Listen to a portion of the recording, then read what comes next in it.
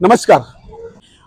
दिनांक 20 फेब्रुवारी रोजी विरार येथील विवाह कॉलेजच्या मागील ग्राउंडवरती एका लग्न समारंभामध्ये लहान मुलाच्या साथीने त्या ठिकाणी लग्नात आलेले आहेर आणि लग्नात मिळालेला सर्व ऐवज हे सर्व लहान मुलाच्या साथीने लंपास करण्यात आला होता आणि ही बॅग घेऊन हे चोर वसईच्या मार्गाहून पुन्हा ते मध्य प्रदेश येथे निघून गेलेली.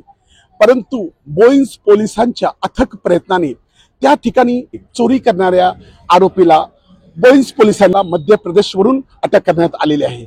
आता या सर्व गोष्टीबद्दल डीसीपी जयंत बजवाळे साहेब काय सांगत आहेत ते आपण ऐकूया. बोईंज पोलीस स्टेशनच्या हद्दीमध्ये युवा कॉलेज आहे, त्याच्या मागे एक ओपन ग्राउंड आहे. तिथे एक लग्न होतं 20 तारखेला 20 फेब्रुवारीला, आणि त्या लग्नामध्ये जे काही गिफ्ट्स वगैरे जमा झालं, त्यानंतर जे वराकडचे जे काही सोनं वगैरे होतं एका बॅगमध्ये ठेवलं असताना ती संपूर्ण बॅग एका लहान मुलानं नेल्याचं निदर्शनास आलं होतं.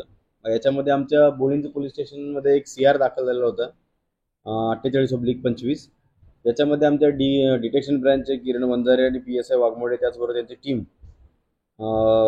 ASI मते, धनु शेळके, कुरकर, सरगर, गडाख आणि या टीमनी सिनियर PI बोईंज कावळे, त्याचबरोबर सावंत क्राईम PI यांच्या मार्गदर्शनाखाली, ACP लगार यांच्या मार्गदर्शनाखाली या टीमने तिथलं CCTV बघितलं. तर त्याच्यामध्ये एक मुलगा निष्पन्न झालेला होता, जो की कोट वगैरे घालून म्हणजे जणू काही त्या लग्नामध्ये इन्व्हायटीज असावा अशा पद्धतीने वावरत होता. आणि तासभर थांबून त्याने हा संपूर्ण जो काही जे लग्नामध्ये आलेले गिफ्ट्स वगैरे एका बॅगेत संध्याकाळी ठेवले जात असताना 10च्या आसपास हा सगळा मुद्देमाल चोरून नेलेला होता.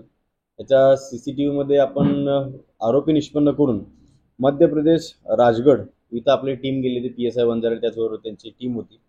जवळपास सतत 11 दिवस त्या ठिकाणी राहून आपल्या लोकांना तिथून एक आरोपी अटक करण्यामध्ये यश मिळालेलं आहे. त्याचबरोबर जवळपास चोरी गेलेल्या मुद्देमालापैकी 7,90,000 रुपये रोख रक्कम हस्तगत करण्यामध्ये यश आलेलं आहे. यात विशेष बाब अशी आहे की या गावामध्ये पोलिसांना एंट्री दिली जात नव्हती. म्हणजे संपूर्ण गाव तिथं पोलिसांच्यावर हल्ला करायचं. नेमकं त्याच वेळेला एक UP पोलिसांचंही पथक त्या ठिकाणी गेलं होतं. त्या पथकावर सुद्धा त्यांनी हल्ला केलेला होता. त्या पथकाच्या हल्ल्याच्या पार्श्वभूमीवर तिथं पण लोकल पोलीस स्टेशनला एक अटेम्प्ट टू मर्डरचा गुन्हा दाखल करण्यात आलेला होता. आणि जवळपास 11 दिवस तिथले पोलीस अधीक्षक असतील यांच्या विशेष सहकार्यामुळं आणि प्रेशराईज केल्यामुळं आपल्याला ही रिकव्हरी मिळण्यामध्ये आणि आरोपी आणण्यामध्ये यश मिळालेलं आहे. याच्यामध्ये हे जे काही आरोपी आहेत, टोटल आरोपी आहेत 5. याच्यामध्ये एक जुवेनाइल आहे, लहान मुलाचा पण वापर करतात. हे लोक जनरली अशी पद्धत आहे की ज्या ठिकाणी लग्न कार्य असतं म्हणजे रँडमली एका ठिकाणी येतात. समजा आपल्याकडे ह्या गुन्ह्यामध्ये असं निष्पन्न झालेलं आहे की 17 तारखेला हे जे मध्य प्रदेशची गँग आहे राजगड जिल्ह्यातली, हे वसईमध्ये आलेले होते. 17, 18, 19 असं वेगवेगळ्या ठिकाणी मुंबई त्याचबरोबर वसई विरार या भागात फिरलेले. ज्या ठिकाणी लग्न आहे त्या ठिकाणी जातात. 20 तारखेला आपल्याकडे एक लग्न होतं वसईमध्ये एका लॉजमध्ये. राहिल्यानंतर ते विरारला रेल्वेने आले ट्रेननी, आणि ज्या ठिकाणी लग्न आहे तिथे गेले आणि थांबून जवळपास 4-5 तास थांबल्यानंतर त्यांनी हा गुन्हा संपूर्ण घडवून आणलेला आहे असं निष्पन्न झालेलं आहे. याच्या अगोदर या आरोपींच्यावरती विविध पोलीस स्टेशनला गुन्हे दाखल आहेत, म्हणजे वेगवेगळ्या राज्यामध्ये गुन्हे दाखल आहेत. त्याच्यामध्ये सध्या आमच्याकडे जो आरोपी आहे त्याच्यावरती 6 गुन्हे दाखल असल्याचं निष्पन्न झालेलं आहे. आमच्याकडे अजून 4 पाहिजे आरोपी आहेत. त्यांनाही ताब्यात घेतल्यानंतर आपल्याला अजून किती गुन्हे त्यांच्यावरती दाखल आहेत किंवा अजून कोणत्या गुन्ह्यामध्ये ते वॉन्टेड आहेत का हे निष्पन्न करता येईल.